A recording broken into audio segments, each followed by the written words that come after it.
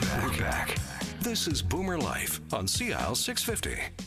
Welcome back to the program. Nice to have you with us this Tuesday evening. In studio with me from Jericho Counseling Clinic is Director of Clinical Services, Don Schooler. Jericho Counseling Clinic has 3 locations in Metro Vancouver, at 805 West Broadway, at Metrotown in Burnaby, and in downtown Vancouver, right down there on Cole Harbour with that spectacular view.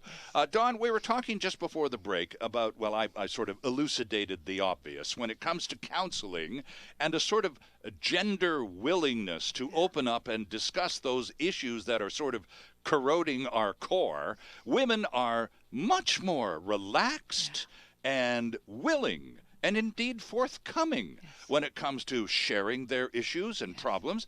Guys, to get a guy to discuss his feelings, I mean, you'd have better luck doing a root canal with no anesthetic on a good day. Yeah. So what's the deal? What is that huge difference? And you've been at this a long time. Talk to us about your take on that difference of the sexes. Well, I think it's rooted in a couple of things, and one is the way that we socialize our boys and men and young men to have all the answers. To be good at things and to not ask for help. So that's one piece of it, and the other piece is actually rooted in evolutionary biology. And I won't go into great detail, but if you look at the way that our primitive brains have evolved, the primitive part of our brains have evolved, that in fact males are still just like females. We have other things that scare us the most, but the thing that the male brain is the most scared of is criticism. And if you think about it in terms of the animal kingdom, you see it where there's the alpha male, and when he's alpha, nobody's saying, "Hey, I'm not sure you're good enough at that." Right? They're just getting out of the way, and he's like marching, going, "I'm good. Look at me." Right. When is his life at risk? His wellness, his well-being at risk? When some young buck says, "Meh, I think I could take you." Right. And gives him a little poke, and that's it's a criticism, really, saying, you're not all that, buddy. And that at that moment, that male will either defeat, fight back and go, heh, right, still the king, right. Or get chased off, and literally that male's life will be shortened. Mm-hmm. So there's a reason why this idea of being criticized is that it's the most base fear that any male ever has. Now, the males will not say to us, "I'm really scared of counseling," right. But they're doing it all the time because they believe that that's a criticism, that they are not good enough, they don't something enough. Well, that's right. As I said earlier, it's some kind of official recognition of weakness. Yeah. Well, good Lord, we're humans. We have all plenty of those. Yes. As it turns out, absolutely. Lots and a large supply of weaknesses. Indeed. But we're just also pretty adept at sort of covering them up, aren't we? Absolutely. So then when guys have issues and are smart enough to recognize the need for some assistance, what generally, because you talked about guys being afraid or there's a fear of criticism. Yeah. So how does that manifest itself in a typical male who would seek out Jericho Counseling, you or one of your colleagues? What would the issue be? Sure. Well, usually it's kind of a finally thing where a lot of men will finally reach out because a particular relationship has broken down, or there's a threat of it breaking down, and he really doesn't want that to happen. Oftentimes there can be an employment issue. That the employer said, "Come on, it's time," and he'll reach out to us, and sometimes it's legal stuff, but by and large we're looking at anxiety, we're looking at depression, and we're looking at anger management or addictions. Okay. For men to come and see us. By the way, if you go to the website, JerichoCounseling.com, there is quite an astonishing array of counseling available on dozens of topics. And certainly you talked about, for example, the loss of a job or the loss of an important person in your life.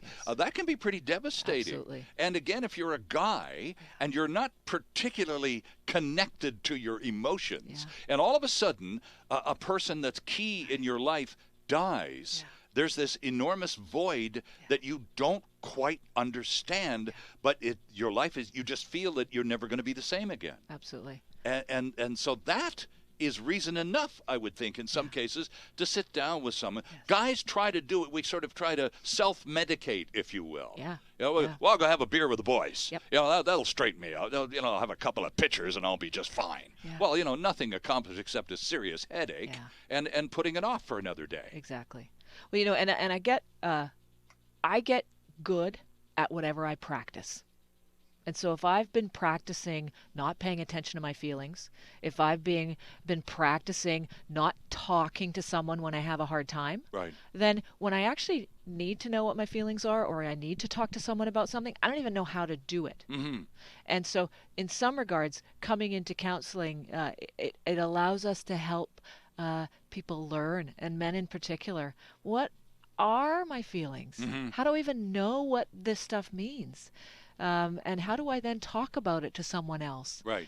in a functional, helpful way? Well, you know, here's a classic example. We just had Valentine's Day on Saturday. Yeah. And, you know, for some guys, that's the one day of the year that they actually let it slip that they're a human being who's madly, crazily in love with this woman, and, you know, eternally grateful for her patience and forbearance in sharing her life with him. Yes. And the rest of the 364 days until next February 14th, you might as well be living with a stranger.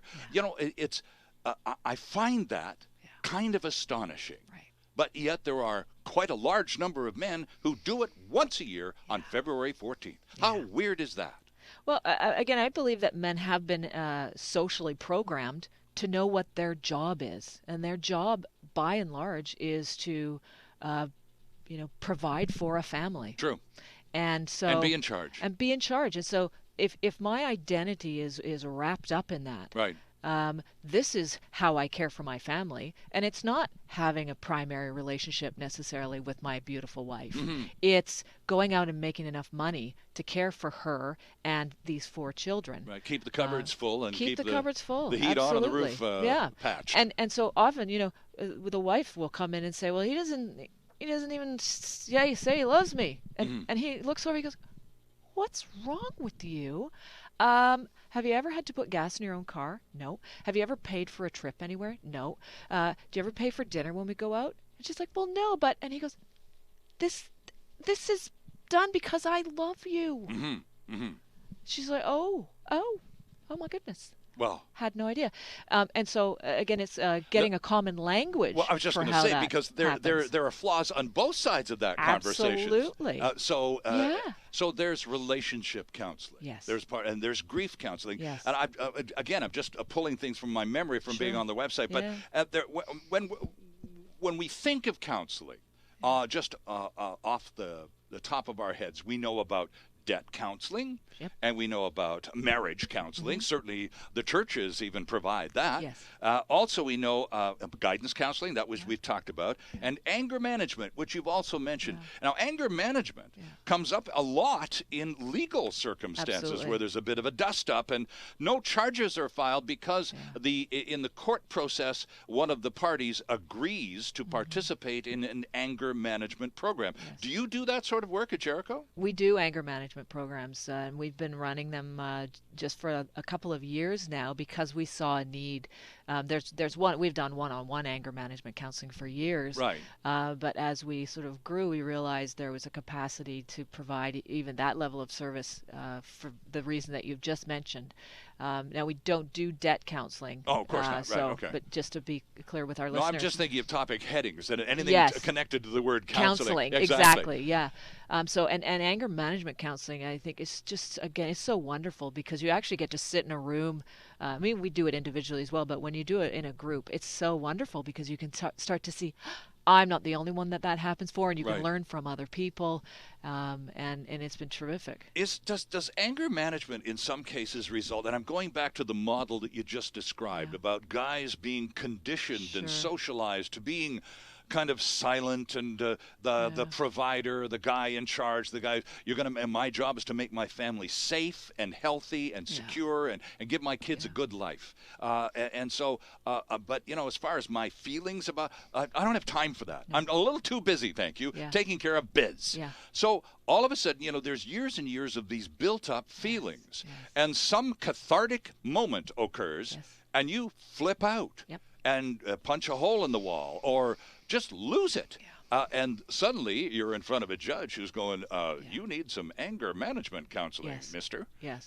Is that what happens? Guys sublimate these feelings to the point where they just have to come out in some occasionally bizarre way? Well, absolutely. It's shocking how closely connected the need for assertiveness training and building assertiveness skills and anger management is, because very often it's okay, never mind, and okay, never mind, and okay, never mind, and eventually your sort of never mind jug is full, Sure. and it just explodes all over the place. Exactly, right. And there's a punch-up. And there's a punch-up, right? Exactly. Yeah. Now, how do women get to anger management issues? If guys are a little easier to explain, how do women come to that same circumstance? Well, they're not all that different, to be honest. Very often, men will more easily kind of, vent their feelings outside. Right. Women typically will drive them inside.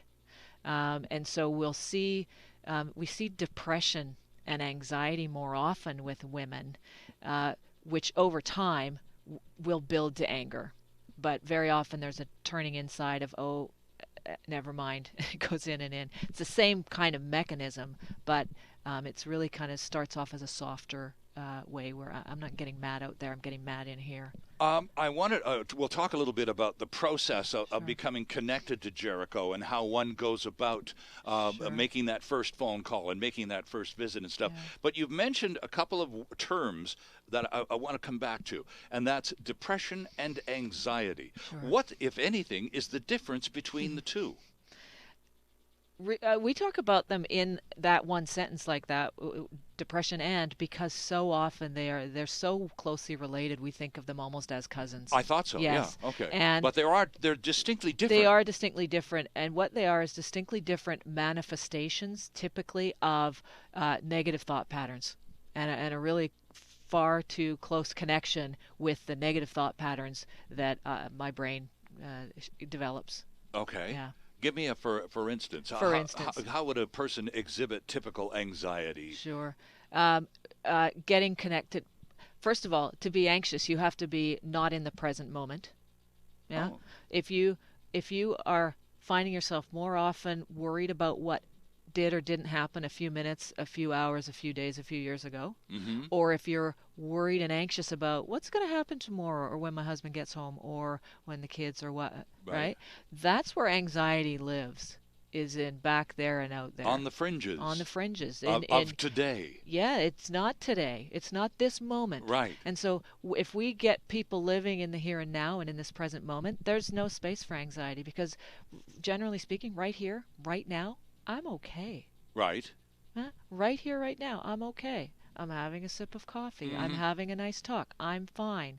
And if I get connected to that moment, there's no anxiety. But anxiety has this wonderful way of working its way into our brains.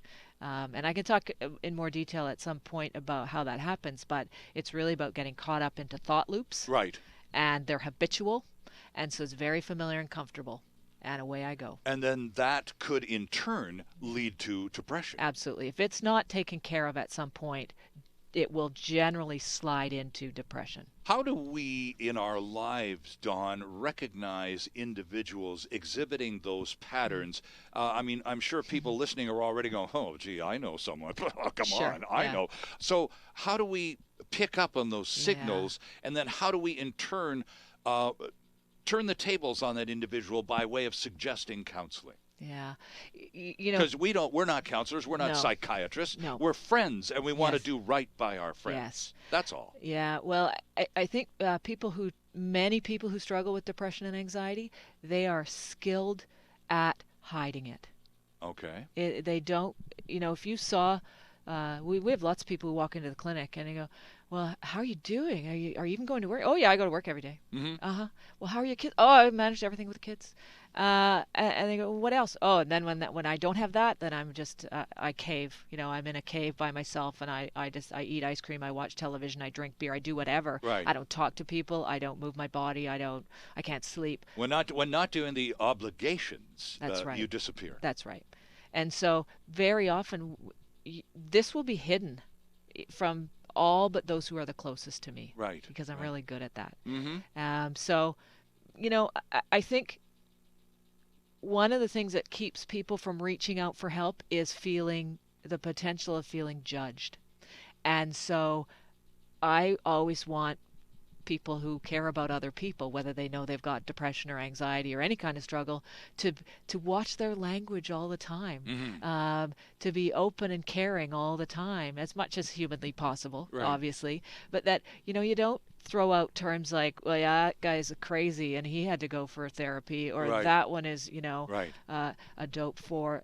It just be kind and open. That's reinforcing the stigma, isn't it? Well, it really is. Yeah. And then you think they're going to come and say, actually, I've been struggling with that. Do you know anyone that can help me? They're never going to come to you and say that. Right. So really being as impeccable as you can be with your word all the time, and as non-judgmental, so that when that person is ready, maybe they'll come to you and say, I need some help. Well, maybe it is that time. We need to take a break here. But if there is that person in your life that is, you can sort of feel something's just not quite right, and you're trying to reach out, and you're not necessarily connecting, but that's the time, Don, I would say, don't stop. Just because you're rebuffed a couple of times, if this person matters to you, continue to reach out, right? Yes, absolutely. Even if they're pretty good at rebuffing. Yes.